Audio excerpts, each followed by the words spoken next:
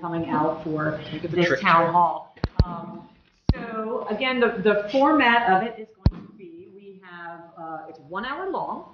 And what we're going to do is we're going to have a half-an-hour kind of presentation about municipal land use and how a thing becomes a thing, or municipal planning. And so we're going to take a moment to introduce everybody who's up here, because as you can tell, this is not Cindy Minhas. She's being substituted today. But this is, well, he's going to introduce himself, but this is Ashton, who is our municipal planner, so he's going to help give us some more information. Then after we have that presentation, then we open it up, and this is just a casual dialogue. If you have questions, if you have concerns, things that you want to know more about, then this is your opportunity to talk to the committee. So yes, you can drink your Coca-Cola, and again, but since there is a quorum of members here, we do have to start off the meeting formally. So I am going to open up the meeting and say that this meeting has been sunshined in accordance with the municipal Open Public Meetings Act. Yeah, I know, saying that, thank you. It's like we've done this once or twice before. And adequate notice of this meeting has been held in accordance with the Open Public Meeting Act. There you go. Roll call, please. Okay. Committeeman Frederick. Here. Committeewoman Williams. Here. Deputy Mayor Nocentino. Here. Mayor Mathias. Here. If everyone can please rise to salute the flag. I pledge allegiance to the flag of the United States of America and to the republic for which it stands, one nation, under God, indivisible, with liberty and justice for all. So again, thank you for those who are new. So what I'm going to do is I'm just going to have the committee members introduce themselves, and so that you can get to know a little bit more about us. And I don't know how many of you watched or have been watching the Olympics, but my question for tonight is, what is your favorite Olympic sport? Or winter, I should say winter Olympic sport specifically. So Craig, would you want to start us off? Sure. Craig Frederick. Been on the board, I think it's my 8th year. And then before that, spent another 10 years on the elementary school board. In terms of the best sport, I really like them all. So the highlights that they do at the 8 o'clock hour is just a lot of fun. The first thing I saw was ice dancing, which was like, I was just blown away. And then right after that, they did the downhill where they did like 7 flips and somehow landed. So I'm going to go with, just since I saw ice dancing, I'll go with that one. I was blown away how good that was. I had to look up like what the difference was in between like ice dancing and ice skating, and it's apparently ice skating is more like the aerials and stuff like that, and dancing is I think it's probably the dancing. Yeah. Oh, that's right. And they're closer together. They can't be so far apart. Yeah. There was all these rules. That's right. So, thank you. You want me? Okay. Yeah. Ashton Jones, I'm the township planner, and earlier when I found out the question, I didn't know the name of the sport that I really like, which is kind of hilarious, but biathlon is my favorite.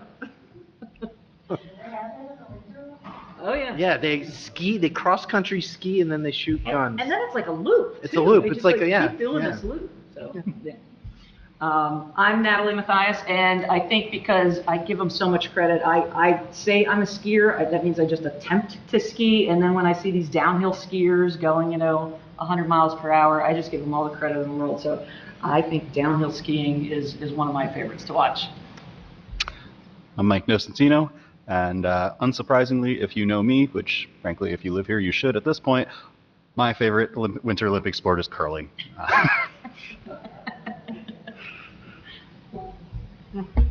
Thank you. Hi, I'm Jackie Williams, and I do not have a favorite Olympic sport, but I do have a fun fact. My cousin was one of the defensive coaches on the Seahawks last night. Oh, yeah. Could we see in the new ring? Mm-hmm. Very nice. Bling bling. All right, so again, I'm going to turn it over to Ashton to give us a little bit of an introduction about municipal planning and municipal land use law. Okay, so we'll start really high level. So we'll start, every municipality in New Jersey at one point in time adopted what is called the master plan. And the master plan is sort of a 30,000 foot view looking down and saying, what do we want this place to be? And what do we think it should be? So a municipality adopts a master plan. There's different sections in a master plan, which are called elements, but they're really just chapters. So there's different chapters, and there might be a chapter on, I shouldn't even say there might be, there will be a chapter on land use, and then there will be a chapter on goals and objectives, and then there might be various other types of chapters, such as transportation's usually a chapter because people have to figure out where they want to put roads into the future, where they might want to make changes. And again, because it's a 30,000-foot view, you're sort of thinking of the future and you're saying, where should it be? You do obviously classify where it is today, but you are thinking like, we want to like try and, put a road through here through this vacant piece of land because in the future we think it's going to develop or whatnot. So a lot of times there's a transportation, or also called a circulation element. Many do a economic development element. There's a lot of times like so we'll say that. Then through sort of like I don't want to say a back door, but through state regulation, as I said, there's always a land use element and a goals and objectives.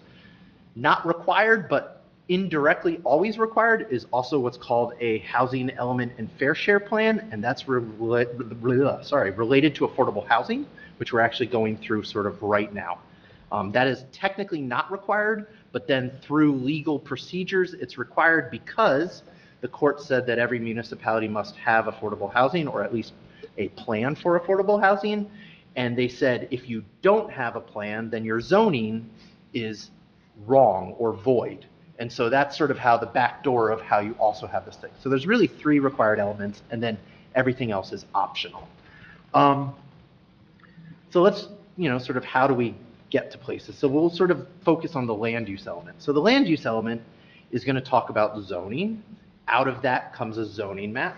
But in that element, you're going to name the zones. You're going to name your goals for each zone, sort of what the format might be, what you want there. Not necessarily the uses, but more sort of the visual or aesthetic qualities of the zone. You might say large lots or small lots, residential, what the housing type might be, things like that. And so you highlight that.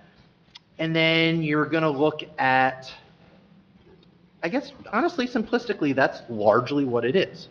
And I'll sort of come back to this. So that's going to lay out your zoning, and then you'll have a zoning map. So really, your zoning map is then what dictates everything. And then out of your zoning map, and out of every master plan, comes the regulation. There's not really regulation in your master plan. The regulation comes via ordinances, which the township committee is in charge of. So all master plans, I don't want to say start and end with, but they're a function of the planning board. And so the planning board's purpose is to regulate zoning within the municipality. And so therefore, as a result of that, they are the body that is in charge of adopting this 30,000-foot view. So the zoning board will adopt the master plan. It kind of ends there.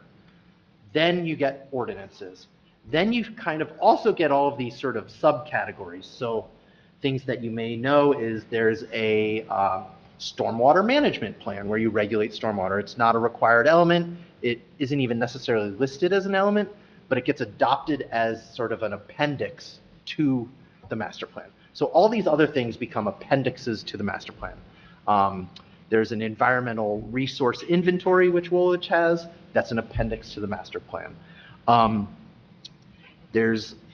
So an open space recreation plan is an element, but it's not required, but then DEP requires it if you're seeking what's called green acre funding. And green acre funding is how in the state we largely fund a lot of park infrastructure projects. So what does that mean? In sort of this analysis, again, we're at the land use element. We might say where we want things. Separate from that, we're going to inventory open space recreation areas, and we're going to say where we want to put these, what our future goal is of these. And then when you adopt that, that is sort of how you then submit for state funding to get grants and such to then build a park, i.e. Lock Avenue Park. In order to get that funding, you have to put it in this plan, or at least put it in what's called a ROSI, which is a recreational open space inventory. And that's the state's mechanism of basically saying, these are all the properties that we know you say you want to do something with. That's our category, and we're going to fund based on that. So I'm sort of going around trying to bring this down closer and closer. So all these random appendices, some of which some towns have, some of which other towns don't. So then we get to zoning, and we have a zoning map, and we have zoning regulations. So ordinances, unlike the master plan, which sort of ends at the planning board, it sort of starts, it actually doesn't really start at the planning board, but it is a planning board document. You would never do it unless obviously the committee funded it, or unless obviously the committee says via resolution, we want you to look into this, but then it becomes the planning board's task. With the rare exception of affordable housing, it ends there. So ordinances. So ordinances start with the committee. So the committee, in theory, then looks at the master plan and says, here's our grand vision. What do we need to do to implement this vision? Because they are the elected body of representing all of you, ordinances start with them, as opposed to being a planning board function. The planning board will review ordinances, but their only purpose is that ordinance consistent with the master plan that they're in charge of? Not necessarily, they can give recommendations, but they could say, we hate that ordinance, and it could go to committee, and committee can still adopt that ordinance because it ends with committee. Ordinances vary from land use, what zone am I in? That's all via ordinance. What can I put on my property? That's all via ordinance. But it's not always a zoning matter. There's also, what are the fees that the township's going to charge people when they submit applications? That's also an ordinance. What is the time frame that I can operate a certain business? Those are ordinances. So the ordinances are not just land use, they run the gamut. Regulating no parking on roads is ordinances. So it's a broad spectrum. Let's see, what else? So, Yeah, okay, I don't so- want to bore people No, no. completely, so what else? Yeah. So I would like you to zero in on zoning, because Okay. the number one thing that you hear from people is we need a highly specific business, or, why doesn't the township committee put in a Wegmans? Or if I was the mayor, I would be opening a Chick-fil-A. How does that tie into our zoning authority, and what limitations on that are there? So the limitations, we'll start with the limitations. The limitations are largely up to you. And the way it works is, I'll give a great example of the ShopRite that we're all into. When that first came in front of the township, we thought it was a permitted use, and we acted like it was a permitted use, and then there was actually a lawsuit to determine that it wasn't a permitted use. And that was because our code specified that grocery stores were allowed. The reason it got thrown out is because our code in a separate section specified that supermarkets were allowed. And so the judge said, you have stated that you permit grocery stores and a supermarket, and they're two different things because your code specifies them as two different things, and therefore this is a supermarket because your code says it's a supermarket, and I'm going to repeal that decision. What the effect of that is, we then change our code, we then allow supermarkets, and now it's here. So the minutia of these words is sort of back to what you do or don't allow. So generically, you might say, I allow retail. The pros of that is, what is retail? The con of that is when someone comes with a retail that you don't like and you don't prohibit it, it's just retail. So there's the balancing act of trying to figure out what is a regulation you want and then what is too much regulation. So I guess a way to really zero in on this question is, zero in. Let's say that was zoned for supermarket. Yep. Everybody agrees ShopRite is a supermarket. Yep. But what if it had been Big Jim's really cheap, always expired supermarket? If that had come through and it met all of the other requirements of that zone, is there any authority left on anyone to refuse that?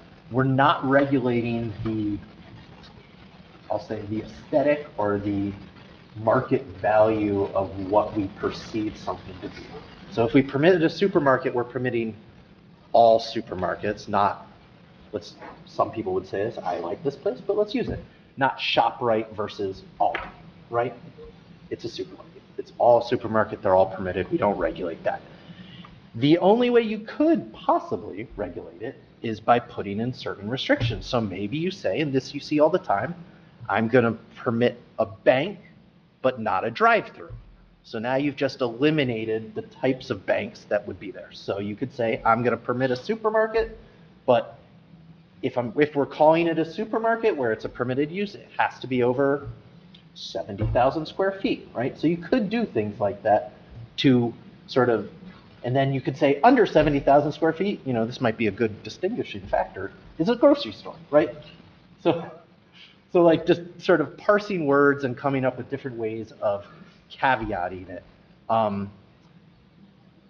Cannabis is a special use that was carved out by the state, so no one can come in and say, I'm selling cannabis, I'm just a retail facility, as an example. And that's because the state carved it out as its own thing. Yeah. Just for clarification, I know the answer to these questions. Well, no, I think, again, as you're giving this 30,000 square feet, there's a lot of acronyms, there's a lot of things to learn. And so you have a plan or a design that was done years and years ago by the municipality. And so there was a plan originally for Woolwich Township to have 70,000 residents. But subsequent committees have gone through and updated this master plan and reduced the amount of residents to right now the complete build out is 30,000.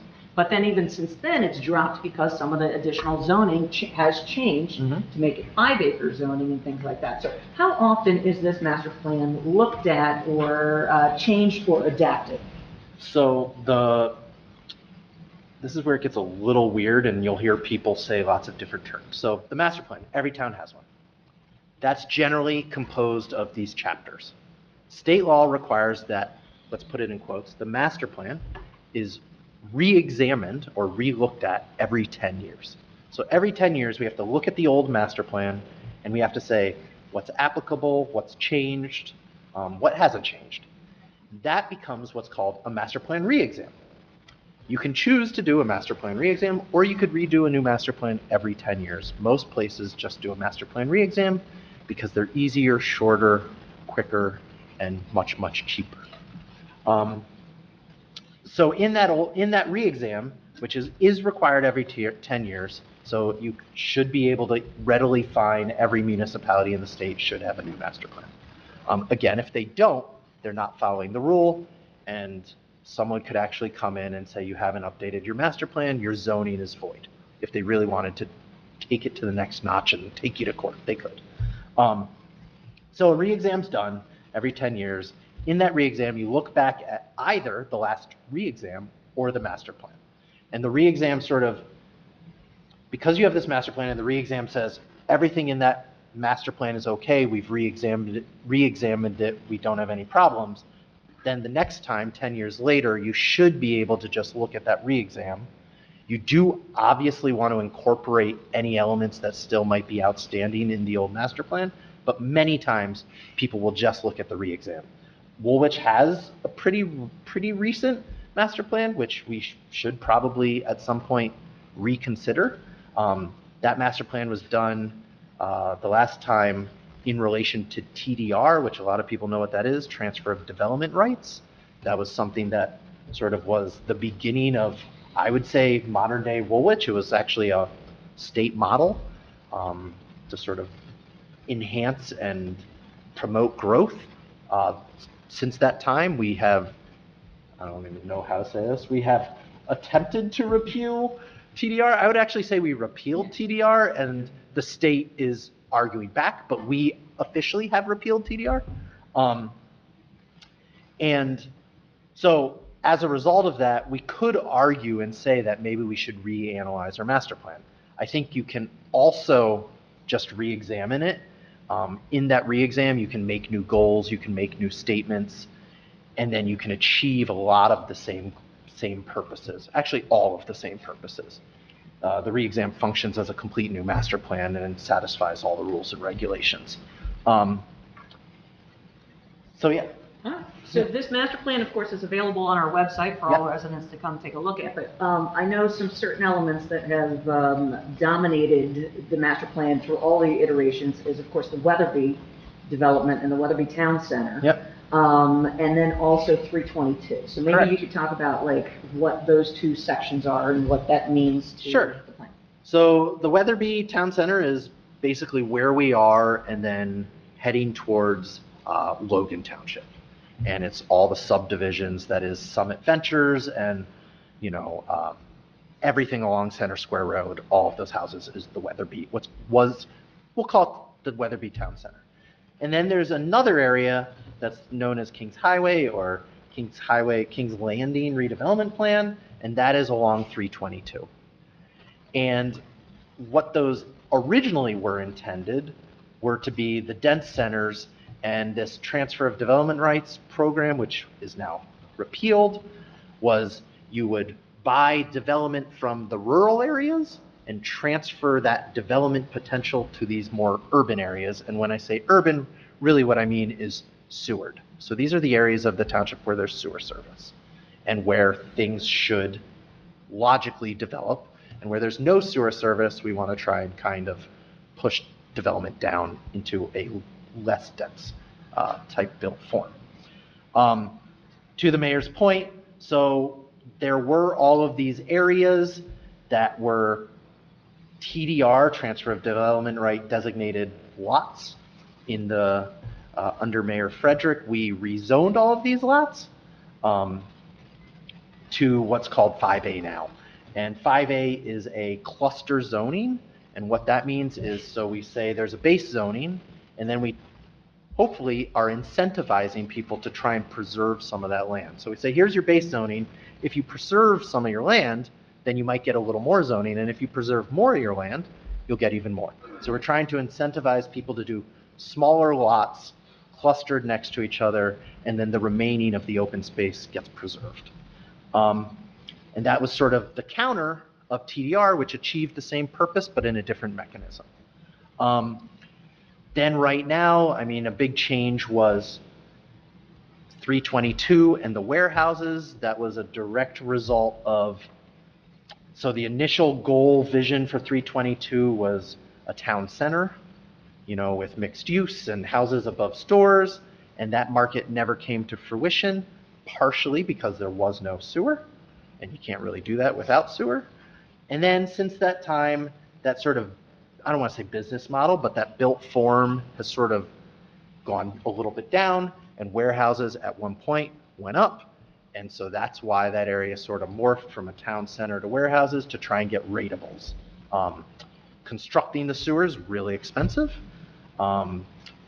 and sort of needs to be, I don't want to say paid down the road, but paid down the road. And the attempt is that some of these warehouses will help with ratables to stabilize the tax base, et cetera. Ashton? Yeah. What are ratables?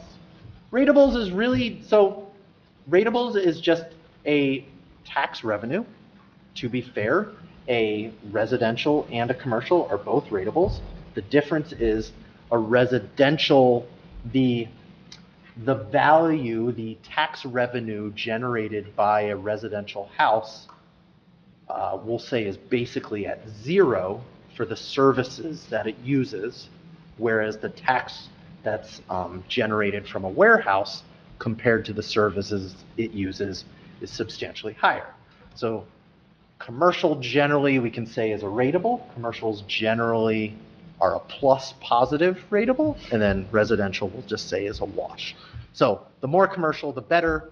The more commercial is how you would reduce taxes overall, ultimately. So I think we have like 5 minutes left on your presentation, so I'm going to ask you a really long question. So we've touched on zoning, and that is determined by the Township Committee, guided by the master plan. And zoning covers what types of things are allowed to be on a property, but not exactly what they are. A developer has to come in to actually execute on that. But whenever anyone builds anything, it comes in front of the Joint Land Use Board. Can you talk a little bit about what their role is? Because particularly if it's something that could be controversial, it'll be published in the newspaper, and you'll see a whole bunch of comments of, they can just say no. But there's some nuance to that. Yes. What is it? So every development, I should say every development, every subdivision, commercial, and we'll say larger development. A single-family home, post-subdivision, once a subdivision happens and there's just a bunch of lots, single-family homes are exempt. They don't come in front of the Joint Land Use Board. They just go to the building department and get a permit to build a house. But everything else, goes in front of the Joint Land Use Board. And the Joint Land Use Board's role is to basically enforce zoning. So a plan comes in, we have to review the plan for various items on a checklist, which is derived from what the township believes to be the information necessary to then make an informed decision. So this checklist calls out all of these requirements, and if you don't have these requirements, then your application is either deemed incomplete, or there is a mechanism where you can say basically, I don't think this checklist item is necessary because of X, Y, and Z, and we review and analyze that and agree or don't agree. But ultimately, you go in front of the board, and the board's job is to enforce the current zoning regulations. So if a use is permitted in a zone and they're not seeking any exceptions to any requirements, the Joint Land Use Board has no ability to reject that plan because it conforms with the standards. If they are seeking we'll just call it a waiver, there's waivers and variances, I won't get into that, but if they're seeking an exception to the rule, then they have to ask for permission for that exception, and then the Joint Land Use Board analyzes that based on the information at hand to determine if they want to give that exception or not. And that gets rolled into that same decision. So you're approving or denying both the application and the exception. And you can, if someone asks you, you could definitely say, I'm not going to give you that exception, conform with the rules, and they will then have to conform with the rules. So would it be safe to say that the Joint Land Use Board is answering the question for each individual voting yes or no? Do you believe that this particular application as presented meets all of the conditions necessary within that zone? Yeah, and are you willing to, if it doesn't, are you willing to accept the answer for why it doesn't? We should really phrase it that way, because I think it would remove a lot of confusion about what we're doing here. And there's, that sometimes these, sometimes these questions can be really substantial, right? Like a warehouse wants to build something and it doesn't want to meet the setback standards and it wants to build right close to a property line, and you have to weigh that. And in most instances, right, that is going to get more weight than, say, a resident. As simple as this, a resident comes and they want to put a fence and the fence doesn't meet the regulations. Both are variances, both have actually the same criterial standard that they have to meet, but clearly they are different beasts. And it's the board's job to then weigh one versus the other. And so, just as an example, they might accept a lesser threshold for a fence than they might for the other one. I want to thank you for your explanation for the ratables, Jackie. That was a good point, because ratables, I think it's also important to know that Woolwich, with having as many developments as we have, we are primarily residential. That means we have a very low ratable base. And so we're very fortunate that our new administrator, who has a background in economic development, because as you've heard, we are not builders. So we are not the ones building the actual site, but we need to entice those businesses that we do want in our area to come in here so that we can offset our ratable base. Because the higher the ratables, like Logan, everybody says, well, Logan's taxes are so low. That's because their ratable base is so high as opposed to the amount of residents. And their population. And their population. So we're the other way. I think we're still 92% residential as opposed to, I don't know the percentages, but definitely it's high. Yeah, I think we're right around there. So it's definitely an offset. So the more ratables that we can get in, then the more we can balance our taxes. Correct, yes. Yeah. I'm not going to say it. I'm too old to say it. And I mean, I guess I know I'm running out of time, but I just want to end. So like we're sort of talking zoning master plan. I touched on it. Woolwich and every municipality in the state is trying to deal with affordable housing right now. And we're going through that process, and there'll be news to come shortly. Thank you. Anybody up here have questions for Ashton? board we have to I think just one topic that we haven't really addressed would be just the redevelopment agreement, like when and when can we not? And then Okay. associated with that, pilots. Okay. You can articulate Great. what pilots Oh, we mean. could have a whole meeting about that. Yeah, Right. that's a We'll keep it great- as a condensed that's a version, great- but that's a very That's a common great, question. great point. So we talked about zoning. The municipality has the power of zoning, so we can make it whatever we want it to be within reason. And specific to New Jersey, there's something called redevelopment and housing law. So there's the municipal land use law, which is what regulates everything we talked about to this point. And then separate from that is another law called the redevelopment and housing law. And what that is it's a special, we'll call it a special zoning carve out.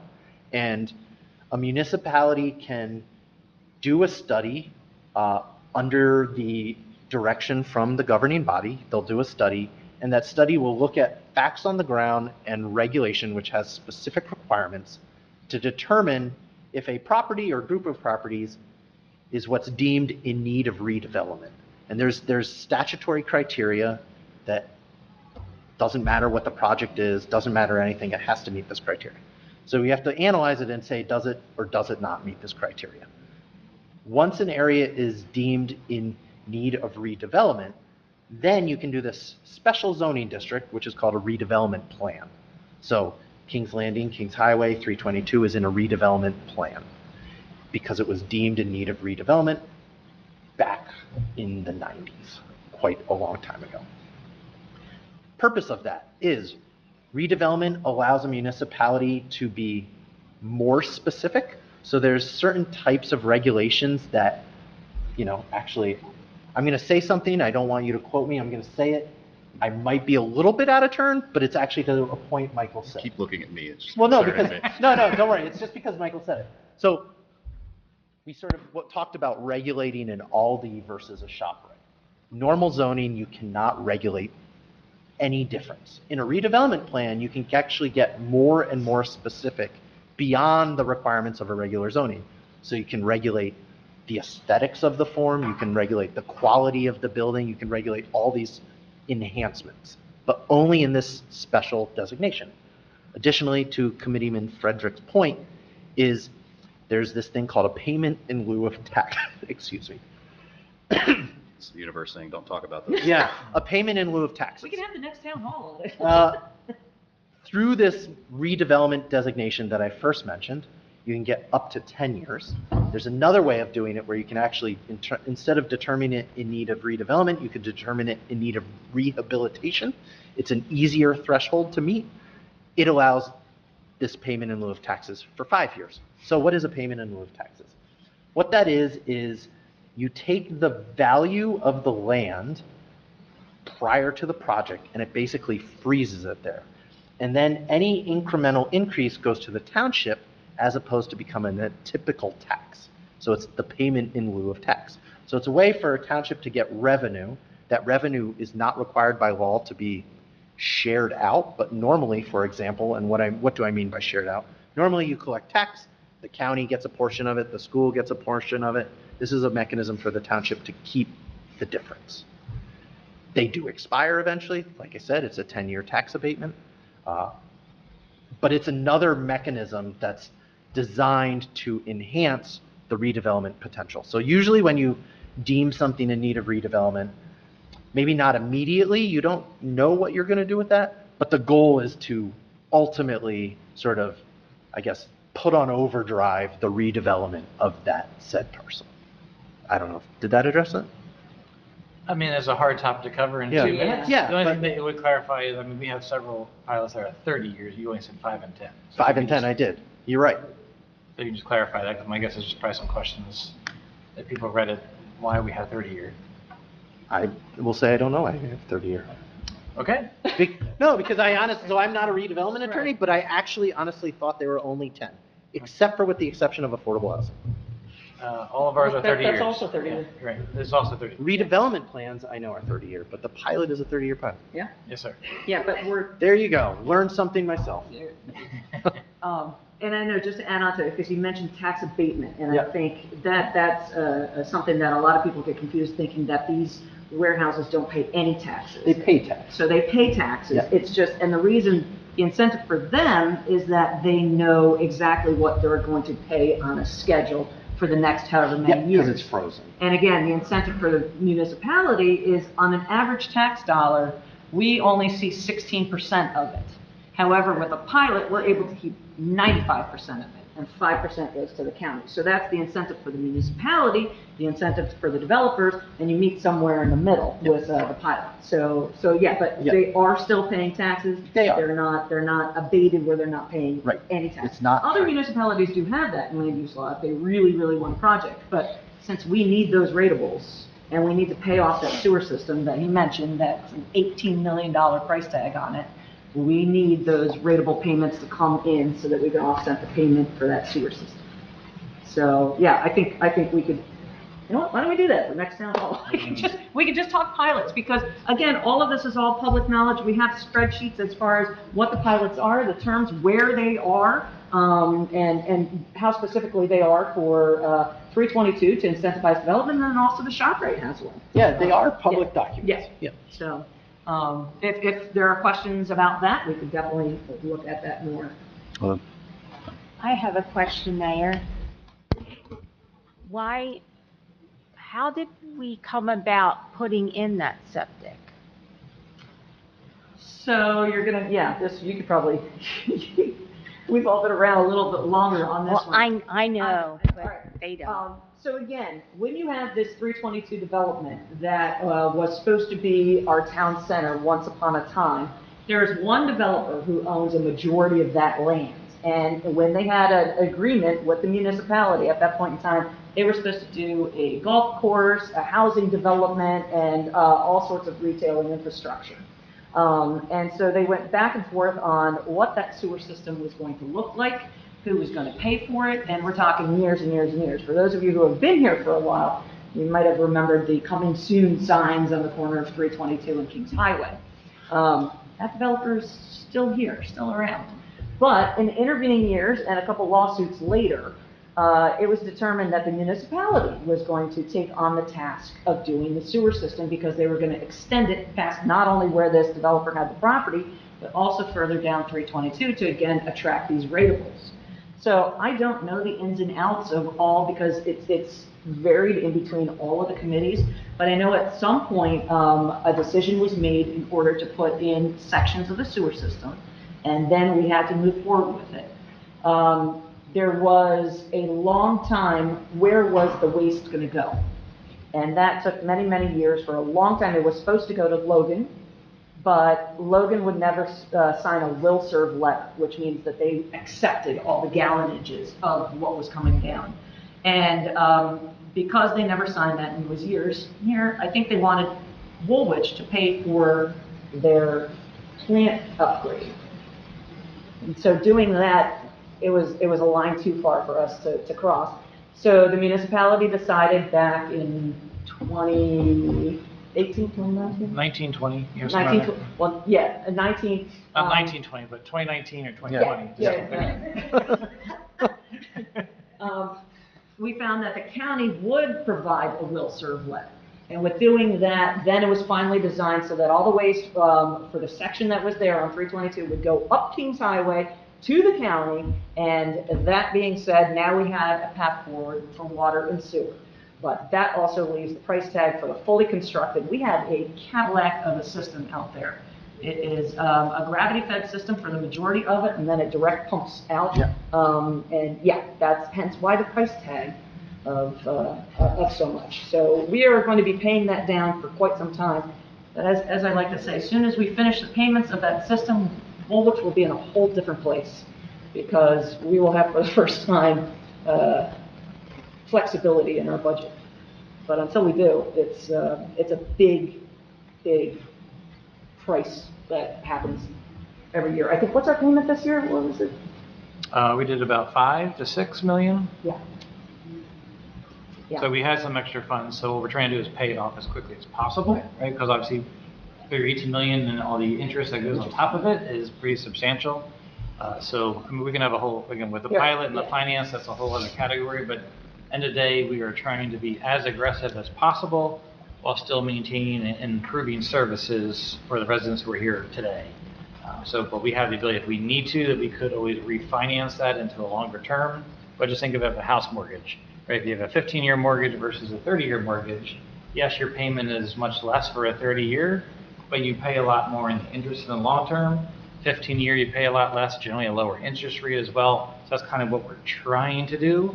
But it's also dependent on when developers come in, not only just to say, hey, I got something through the Joint Land Use Board, but actually build so we can issue a TCO and then receive those funds. Right. No, so But it's that's probably a good town hall. Yeah, that's all numbers. Yeah. It's That'll be fun. fascinating stuff, and it's an education all the time. I mean, Ashton's a professional here, but I think we all have received an education on this, and in between all the acronyms and land use. But I would love, thank you very much. Sure, Ashton. yeah. I would Clearly love I hear need to what- learn what something about questions you 30-year have. pilots. Jordan? Question I have, you brought up affordable housing, Sure. and it goes through all the process. Yeah. The one thing that's left out of affordable housing is sidewalks to get somewhere. So affordable housing is supposed to be close to a school or shopping. We have affordable housing, well, just built down on Center Square Road. There's no sidewalk for them to get up Center Square Road. So do we want the people to go out in the street? I don't think that's what they want. I think that's going to be one where the town has to come in and put a sidewalk up Center Square to tie into the Four Seasons sidewalk. So my question is, when this goes to Joint Land Use Board, why isn't that in there? Because they're talking about affordable housing up there between the split on the Y. There will be no sidewalk to go to Kingsway. There will be no sidewalk for them to get down 322 to go to Wawa. Affordable housing. I thought that that's supposed to be one of the standards for affordable housing, and I'm asking why it's not there. Sure. So I can answer that. So, in and of itself, affordable housing is not exempted from any township regulation. The important thing is that when we are talking future development, private property operates as private property. Obviously, within the right-of-way is within the right-of-way. So, unless the municipality is going to pay for sidewalk, the time you get sidewalk is when a private development comes in front of the land use board, and you can then require them to build sidewalk. So, in most scenarios, we require people to build sidewalk. A project that just went in front of the Joint Land Use Board at the last meeting is, I'm guessing it's what you were referring to, in Garwin Road and Kings Highway. That will be providing sidewalk in front of its parcel, along its parcel. I 100% agree that when you walk off of that parcel, there will be no sidewalk. And the alternative is, or I should say the hope and goal and desire is that development will continue and the parcel next door will develop and there will be sidewalk all the way to the high school. Until that time, there is no sidewalk, and the only way there would be there is if tax dollars paid for constructing sidewalk within the right-of-way. Also, Kings Highway is a county road, so there's a county jurisdictional issue as well. Isn't that what the plan is for the affordable housing coming from the Wilson site, that the town will look into, put the sidewalk into Kingsway? Wolfson is putting all of the sidewalk into Kingsway. So that's a new thing that, So it's their project and then connections in partnership with the developer to Kingsway, but not beyond. they will go in front of the bank and put sidewalk. No, they're going around in the back. Okay. Yep. Well, So all those kids will be connected to Kingsway. But I think it's also important to know that, again, under municipal land use law, the township can only control what's on the parcel itself. Exactly. As soon as you get past that parcel, then again, they can't do things outside of their parcel. But on their parcel itself, yes, the affordable housing has actually sidewalks or walkways on both sides. Yeah. of Garwin and Kings So Highway. that's what I'm agreeing, I agree with you Yeah. 100%. But I'm saying, joint land use board has to look by and says, how are these people going to get to the school or shopping if there's no sidewalk Right. outside their property? Right, and then there's grant funding out there that we're gonna hopefully go after for the missing connector piece, which is the part in front of the bank, because the walkway is not only in front of the 100% affordable housing, but it's also gonna be all the way up to Asbury Station Road, and then on Asbury Station. So there's gonna be walkways, so everybody can be walkers, not just 100% affordable, and it's gonna be on both sides of Kings Highway. But, so the one on, the east side of Kings Highway is gonna go all the way to the intersection. Well, if we assume that there's going to be retail development all along both sides of 322, then we want to make sure that that walkway connects. So yes, we're going to go after grant pieces, and we're working with the school district because they're fully aware of this as well. But as Ashton said, it's an interior connector to make all those kids have the ability to walk to school. And one of the reasons I'm bringing that up is if the kids can't walk to school within 2 miles, the school has to bus them, so there's a busing cost that comes along with it. And you have to look at the whole thing. Which is why we did the back entrance, because we also thought it was safer, right? So you're not even close to Kings Highway, for Just sure. like the back entrance to the all. You got Parkers. it, right. Right, Great plan. right. And I think, I mean, I do think it's an important concern, and Joint Land Use Board and the committee is fully aware of this issue. You know, like, I can say in the first round of that affordable housing project, there was lots of comments about the sidewalk's going to end, and then kids are going to walk through a field to where, and it's a dangerous, danger, safety, and totally heard, understood. We'd love to, go further, but until that time, it's sort of like, I don't want to say our hands are tied, but it would literally be an expense on the township to build a sidewalk. What else can, question? Yeah, the zoning is next to ShopRite, there's 2 lots there. Any inquiries there, so shall be developed McDonald's. So, And also across from, ShopRite on the other side, the service area. Are they going to start proceeding with that little, I think the liquor store was going to develop it there? JB Liquors. Yeah, JB Liquors. So again, that parcel that was zoned before that the McDonald's came in to express interest has been zoned as a fast food retail with a drive-through. So as long as they meet all the prescriptive zoning, like Ashton's saying, then we can't say, well, we're going to hold out for a Chick-fil-A. We can't do that as much as we might want to, but yeah. So McDonald's has expressed some interest. So they came to 2 township committee meetings, and then we're going to have a separate meeting with them for that. And then across the street. That might help. I'll let them know. I'll make sure to note. But the other ones, they're surveying for that. They have expressed interest in doing a part of that. I think originally it was almost like a strip mall. Now they're talking about just doing part of it.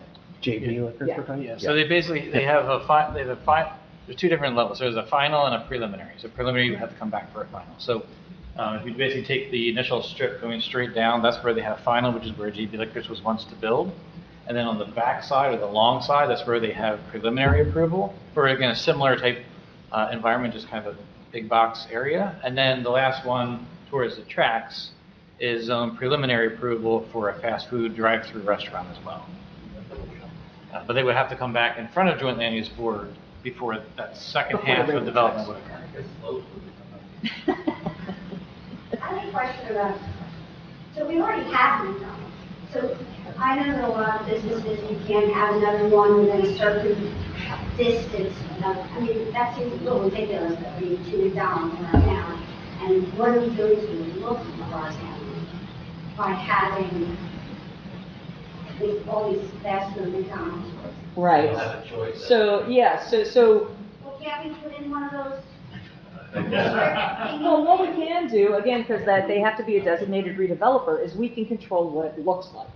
So we can say, yeah, we want one of the very, very pretty ones, but we can say what it looks like. But as far as saying, no, we don't want a McDonald's because we believe it's 2 miles apart, This is corporate coming in with their plan and goes to zoning. If it is allowed as a retail establishment by zoning, I know, then yeah. Yeah. So that's why you have to pay attention to zoning and to the land use because, again, you don't want things to slip in that you really don't want, and you want to allow things that you think will help the community, but yeah. Yep. So you can restrict the origin. Yes. Right, you can. Oh, yeah, you can restrict the, Aesthetic.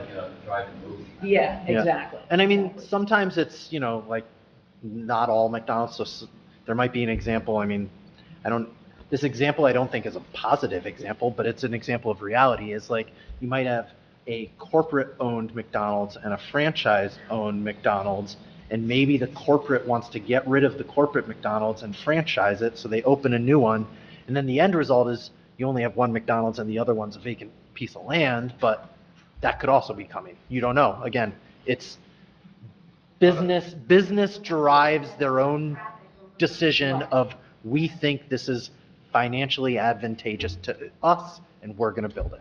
So that is part of the redevelopment plan, so we do as a committee have some say, but again, Yeah.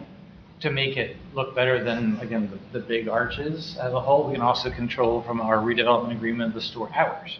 Yep. Right? So we don't necessarily want a 24-hour McDonald's. So we have the ability to do some of those elements as well, if it proceeds. Yeah. Yeah, because if they want a pilot, they have to get that signed off by them, and they can say, sure, we might give you this, but we want this in return. Happens all the time. Georgie? Yes, has there been any discussions of any data centers being put up around here? Has anyone been approached about that? Do we have anything in language, in any of our land use about limiting or not even having any data centers? So it's interesting you brought it up. It has been a topic of discussion. I read to the committee a letter that I've received from another resident expressing their desire to not have it in the area. A couple things. One, as we're talking about uses, a data center is not listed as a use. So that means they would have to come to the Joint Land Use Board and ask for a variance to allow for a data center. But a couple things in our area. One, of course, to have a data center, you need a plentiful water supply. I know we're on an aquifer, so yes, maybe. But you also need that electric supply. We don't have that. And in fact, you're seeing a slight downturn in development of these businesses along 322 because Atlantic City Electric in our area can't even guarantee them the amount that they need in order to build buildings. So they're going to be building a substation, but we don't have that power capacity. So I think with those two things, we're a little bit insulated. Electrical reference. But we're a little bit protected from the data centers. So I don't think we need to make a statement other than making sure that our zoning does not have that called out as a specific use. If it does come up, they will have to come up and prove to us why it's good or bad, and then the committee can consider it. But Yes. May I ask Giorgio a question? What's a data center? The horror story you hear about is a big building, but it sucks up a lot of electricity and water. And this, it's all computer servers. It's all computer servers. Okay. All this lovely AI that we have now, the processing power is monumental. So they're taking up full 1 million square foot warehouses to just house these servers. So they generate heat. They have to be cooled by a lot of water. So they're saying every search that you do with AI uses 1 gallon of fresh water and stuff like that. But so the energy use is very, very intensive. So. To that end, for those of you who don't sit in this every day, a use variance, it's not an attorney signed off answer, is generally very difficult to come by. There's usually pretty broad discretion on the land use board. So if you wouldn't expect a scenario where they're going to have a particularly compelling argument. At least from my personal opinion, I also don't think Woolwich is particularly well suited to data centers because the primary reason we have so many warehouses is we have good transportation infrastructure. If I'm building a data center, I want to put it somewhere land is dirt cheap because you can't get there very easily. Right. So, let me go up front first and then we'll leave you, Jordan. Very quick question. Yeah. Who's responsible for Lake Narragansett? Is that Swedesboro? So to expand it, put a further dock up towards the southern end, that's that. Okay. Secondly, you know if I ask you a question. Auburn, 50 mile an hour I know we spoke about it about 2 years ago. What's the process for getting that? It's been denied, I don't control, but what's the process? 2 years ago.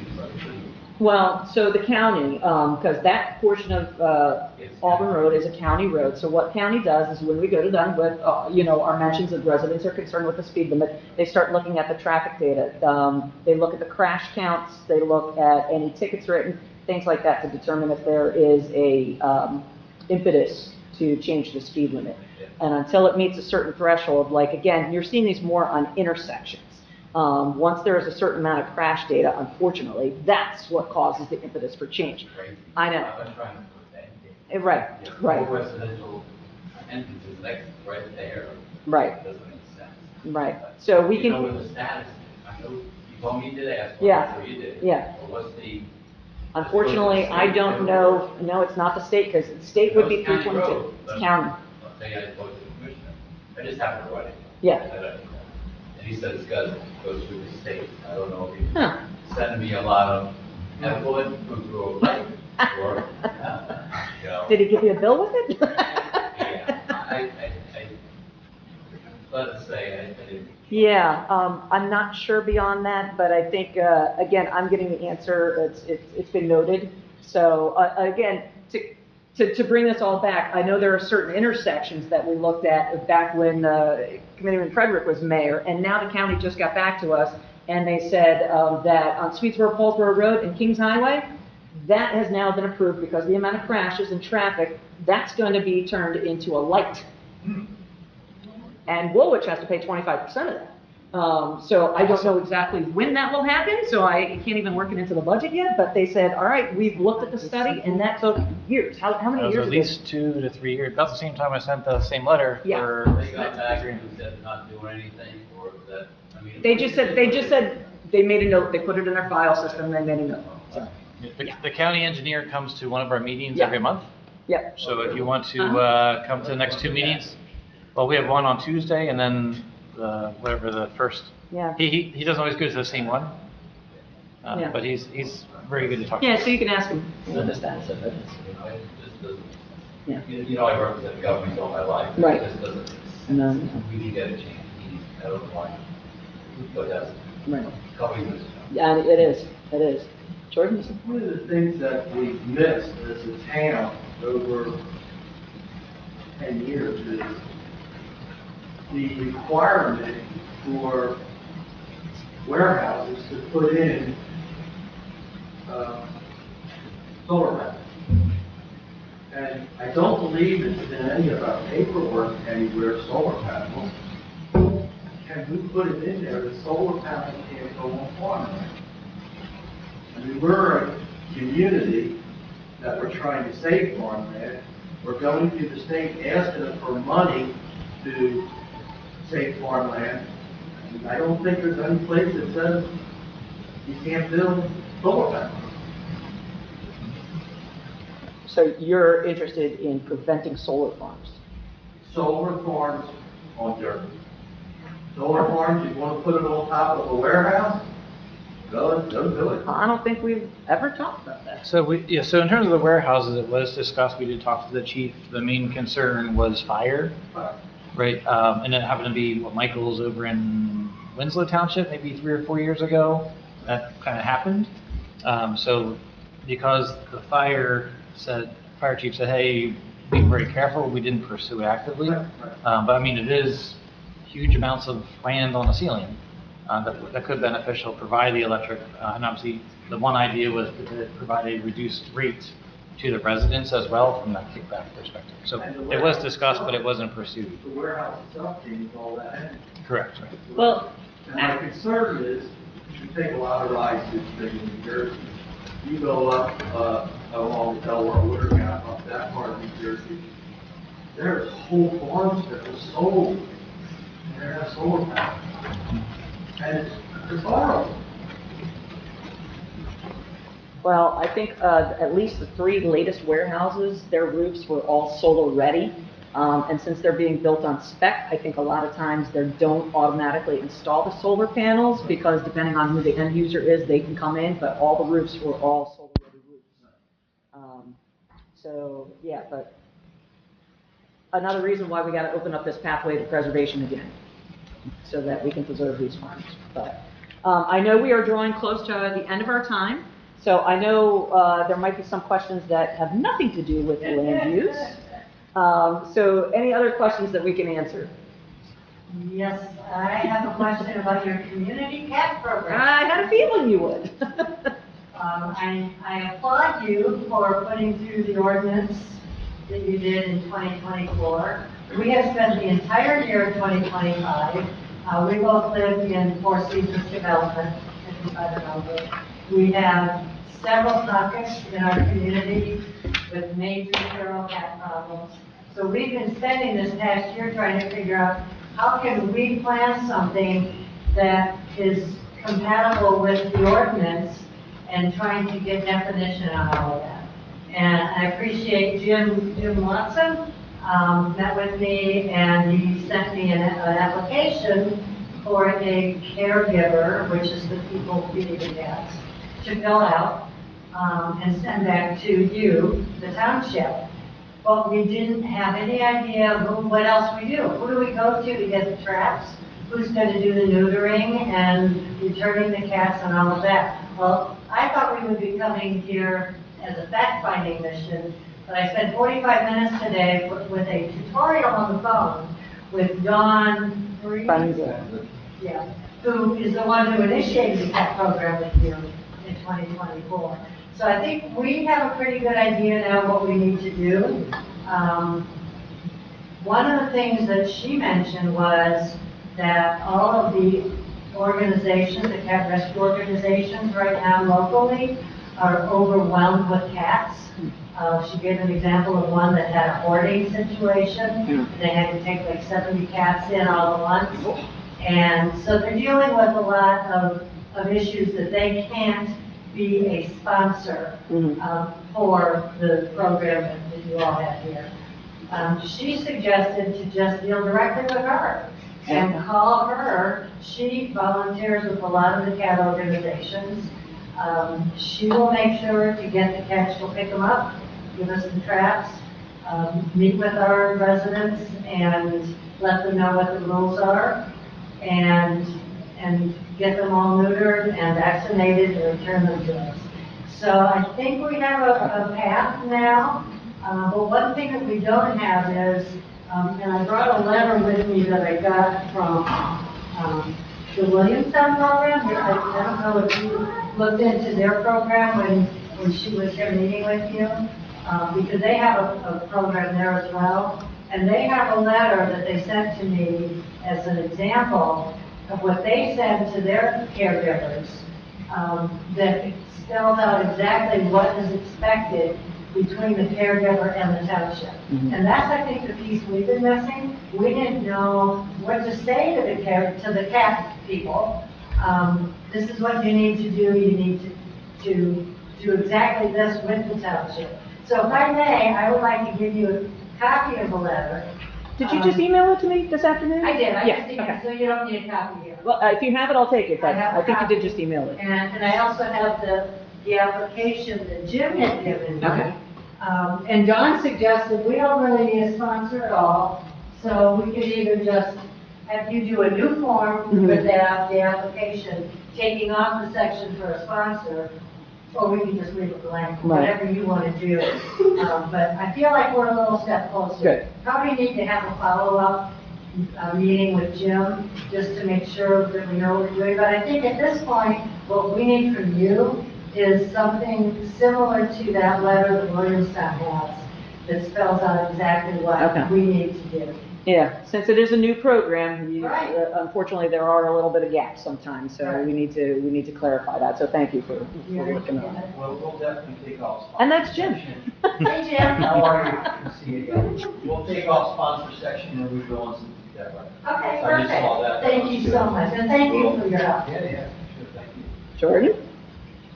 Does the township ordinance supersede the POS of the private community?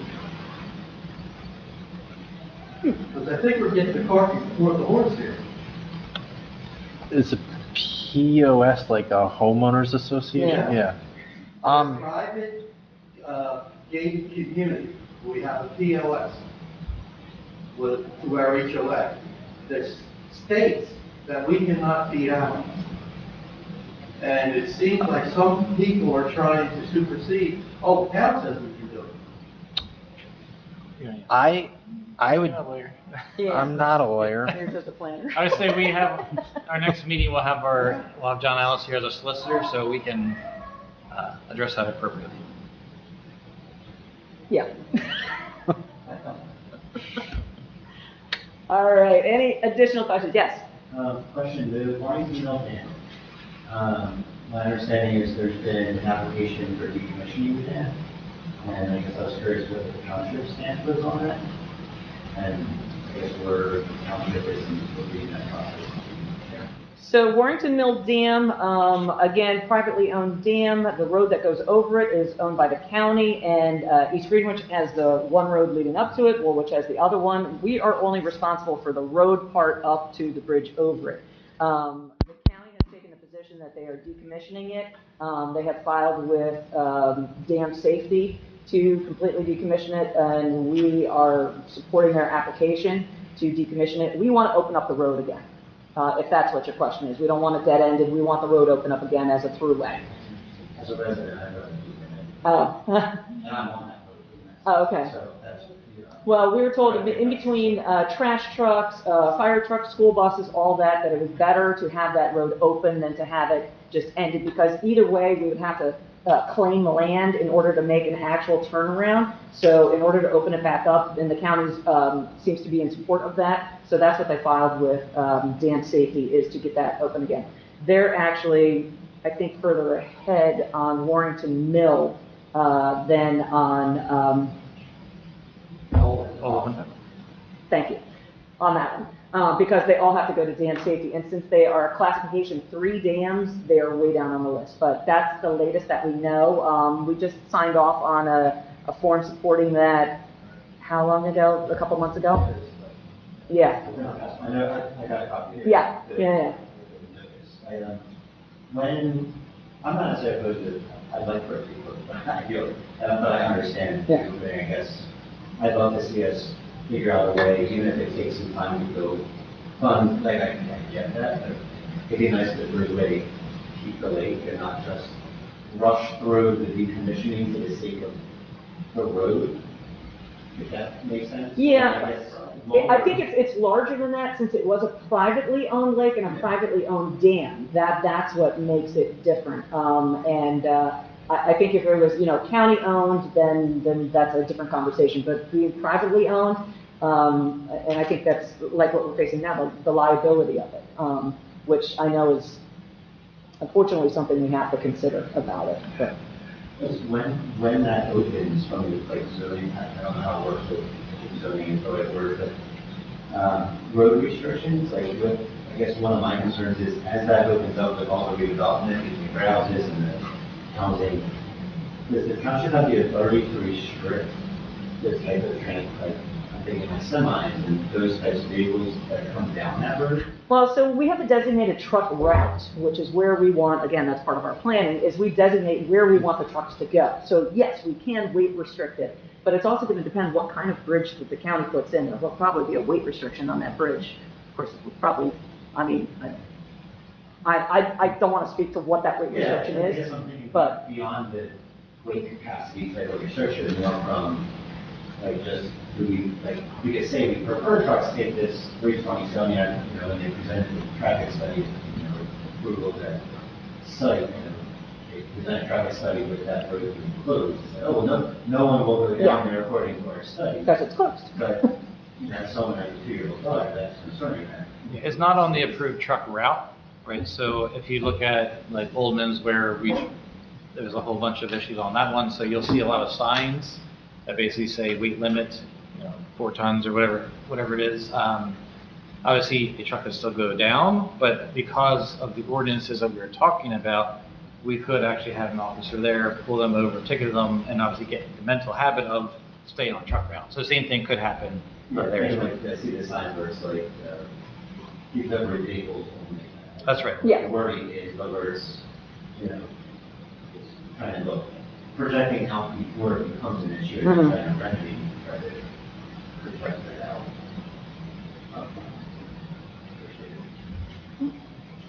I just thought of one more question. Back during Jordan's term as mayor, there was a discussion about a possible dog park. What's happening with that?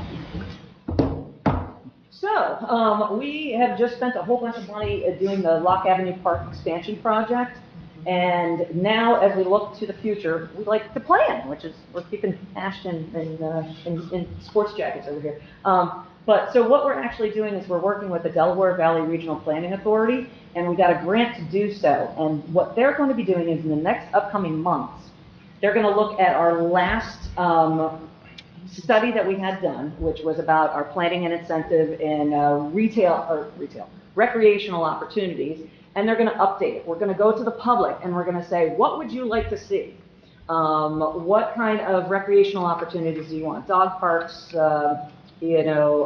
sports field, more walking trails, tennis courts, pickleball, whatever. So we're going to be looking at all these aspects, getting the public involved, and then looking at what is the number one use, and then for the parcels that the township owns, what is the best use on that land, so that we can know what to plan next. Because I'm sure all of us up here all have our top ideas of what we would like to see developed next, but I really want to hear from the community. So this is what we're doing, and then plus, we have to pay down the sewer, and we got to pay down this expansion before we look. Yeah, but no, this is why we plan for this. So this is, to me, having the information is important for what has the needs of the community changed since the last time we did this study. And the last time we did this study was in 2016. So I think it's changed slightly in the time. So we're going to get this all study done. And again, it was paid for by a grant that we got from the Delaware Valley Regional Planning Authority. So stay tuned. More to come. Jordan? This is a footnote, so people know there's a discussion about both tonight. Weatherby and whatever you call that up, I think. Weatherby built the own sewer system. That developer. The developer that came up to Kingsway said, I'm not building it and put it on the town. That's the difference that people need to understand. The developer down here, property for the schools, 5 different properties, property for this building. The developer up there, he doesn't want to work for the town. Oh yeah, he gave a piece of land that's worth what for a park. But just, people need to know that. Thank you. All right, thank you, everyone. I know I kept you over the 1 hour. I don't think any of us are going anywhere right away. So if you have any additional questions, please let us know. We are here to answer your questions. And thank you again for coming out. And we look to see you at the next one, or we look to see you watching some of our videos online. Thank you for doing Thank that. you. Yeah, you're welcome. Do you need a motion to adjourn? Oh, can I get a motion to adjourn? Motion to adjourn. Second. Motion and a second. All in favor? Aye. We are adjourned.